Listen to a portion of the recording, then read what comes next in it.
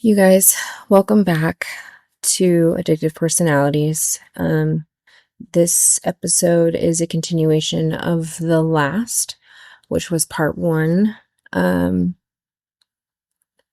this is part two.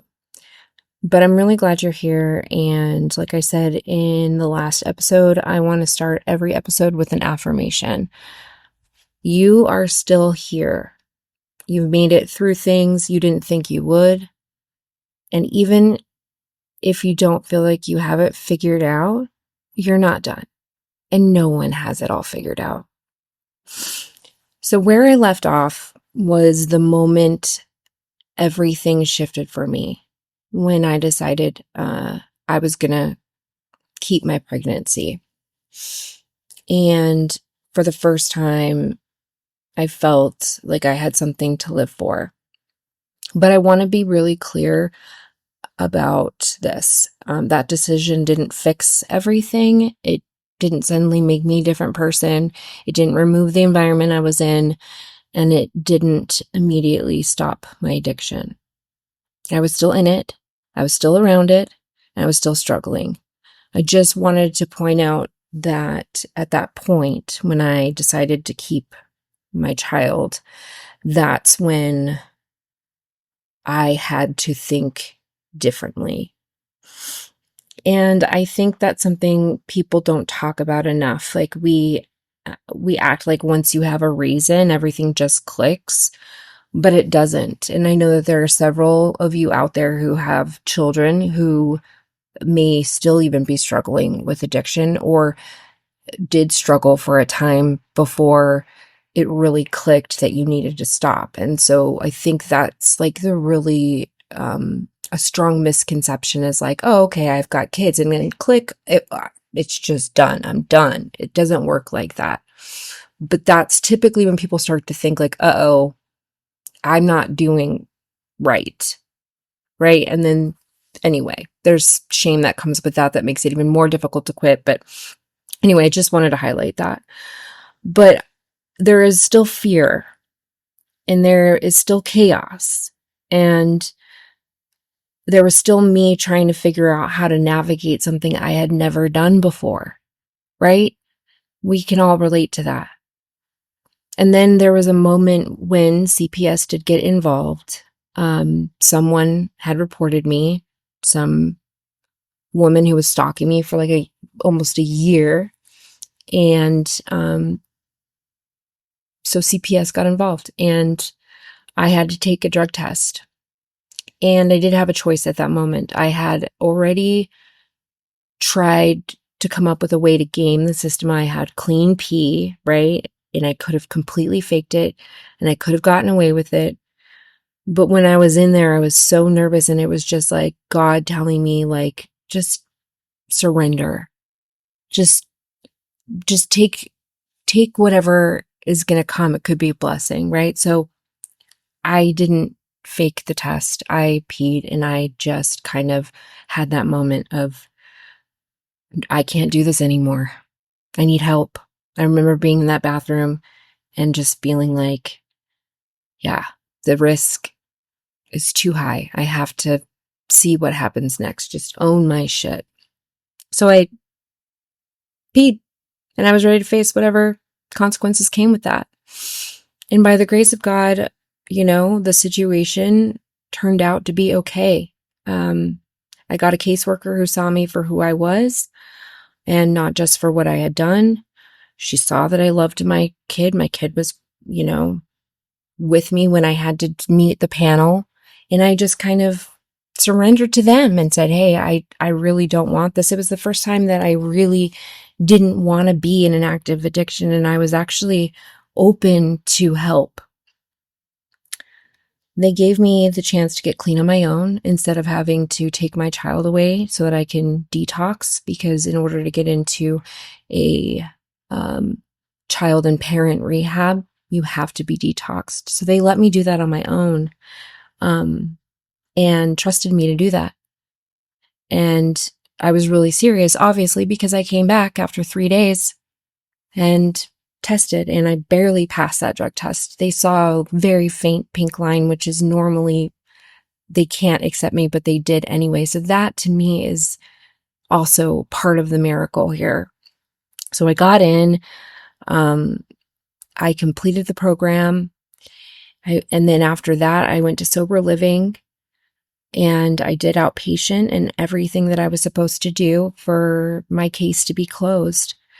And for a moment, it felt like maybe I had figured it out, right? I did at this point have to engage in meetings and, programs and parenting classes and see a therapist and all this. I was living in Victorville, in the downtown Victorville area, which if you're familiar with that area, you know why I'm giggling. But it quickly came about that I still didn't. I was humbled often because once my case was closed, I was then allowed to go back to live with my daughter's dad. And so I made that decision to go back to that same environment and to be around the same people who were still using. And of course, I did my best, right? But it didn't take very long. I relapsed about 3 weeks after I moved back down the hill. And that's another thing I think people don't really talk about enough is that progress isn't linear and you don't just decide once and then it's over. But this time it got worse in a different way, right? The situation became abusive and I had my daughter now as a baby. And I remember thinking, I can't do this, not anymore. She cannot have these be part of her core memory. And so I left. All I knew at that point, it didn't really have much to do with drugs as it did to be out of that environment. My grandparents came and got me. I went to Arizona for a while. So this was in February of 2016. And then I had another decision to make.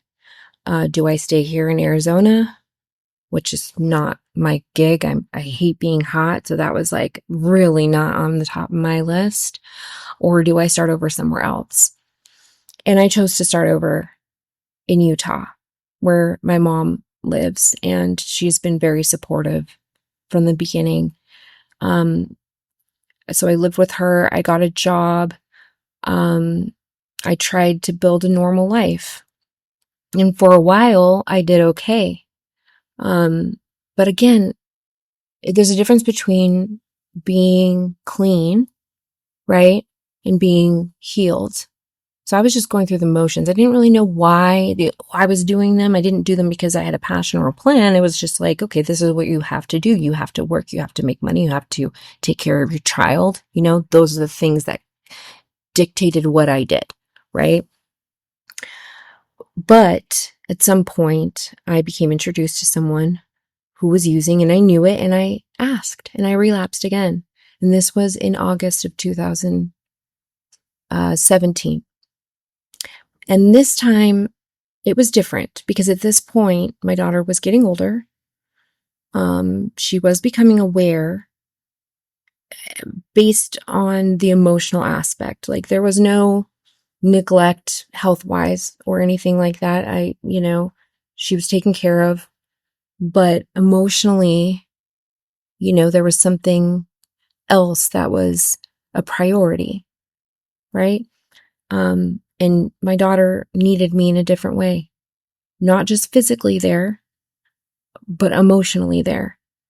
And while I was using, I wasn't emotionally there, not fully. And I remember the exact moment where I looked at her and I just knew this isn't the life I want. This isn't the mother I want to be. And I didn't have a big plan. I didn't have a roadmap. I didn't go to rehab again. I just stopped. And I know that sounds simple, but it wasn't. Because stopping is one thing, but living after that is something completely different. I had to deal with withdrawal.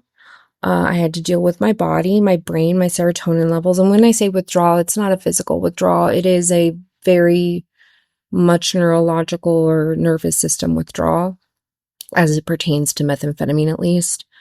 So I needed medication in order to function. And that's something that people don't always talk about either, or they don't even think that maybe there's medication that can help. Because if you think about it, drugs are a form of self-medication, right? Like, but depending on what you've done to your body, you don't just bounce back. But I made it through that part. And I'm still on a prescription regimen to this day to help deal with withdrawals that I will still have, which I will talk about in later episodes. But I just wanted to kind of wrap up, the second part of the story. It's like, yeah, I chose to stop, but then I relapsed, and then I chose to stop again, and then I relapsed. It's not a perfect, like I said, it's not linear, and it's going to be different for everyone.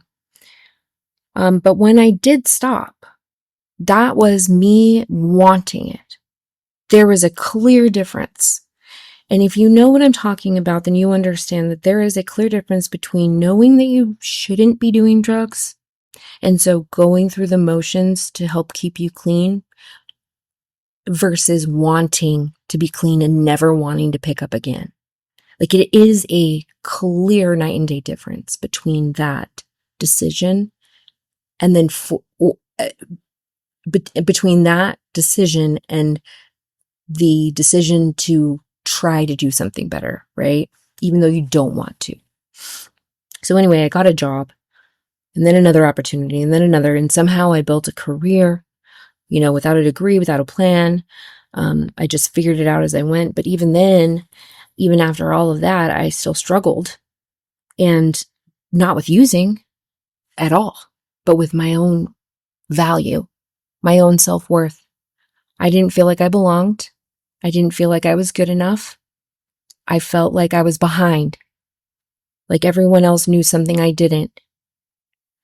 And I think that's something a lot of us go through that we don't talk about. Because when you come out of an addiction, you're not just starting over. You're being dropped into a completely different life that you were never prepared for. Our skill set was built on something entirely different, a completely different world, an underbelly, if you will, right? We spent years surviving, not planning, not building, not thinking 5 years ahead. So when you stop, it's like, okay, now what? Now what? And that part is hard because you're probably not going to go and run and ask people, okay, or tell people like, hey, I just got off drugs for this amount of time. Now I need help. Can you help me figure out how to live my life? It doesn't work like that. And that part is confusing. And that part is what I want to talk about more, because stopping isn't the end of the story. I'm getting a little bit emotional because I don't think about this on a daily basis. And this is part of my healing process, I think, and also a testament to the fact that if I can do it, so can you. And there are several people out there that I know personally who are probably listening who resonate with this, right? Because it is such a clusterfuck in your mind. And this is where things start to get really real. So if you're listening to this and you're in it, or you've come out of it, or you're somewhere in between, just know this. There is no one way to do this. There are no rules that apply to everyone. You have to figure out what works for you. And you have to decide when you're ready and why. Because that's the only thing that actually sticks. And that's what this podcast is about. I'm going to keep sharing. I'm going to keep learning. And I'm going to keep figuring this out in real time. And I hope you stay with me through it, because you, the audience, the people who relate to what I'm saying, we all can help each other. I don't have it all figured out. I'm still struggling today with my mental health. because of all the trauma I've been through and because of my stubbornness and my pride or like my, um, you know, idea of me being strong and independent and, I can do this. Like, I don't know. I know we're all kind of doing that, right? If we've made it to the other side here, but stick with me because I'm going to talk about all different aspects. I know that I've been focusing on my story, and I just felt that it was really important to bring you up to speed as to why I'm here.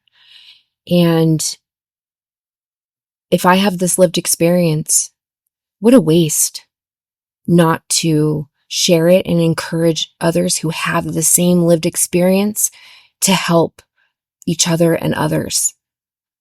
Because we've been told the story that recovery only looks this one way, right? Or that we can't actually be proud of where we are because there's shame attached to where we were. It's not okay. But you know what this is? This is okay. And this is addictive personalities.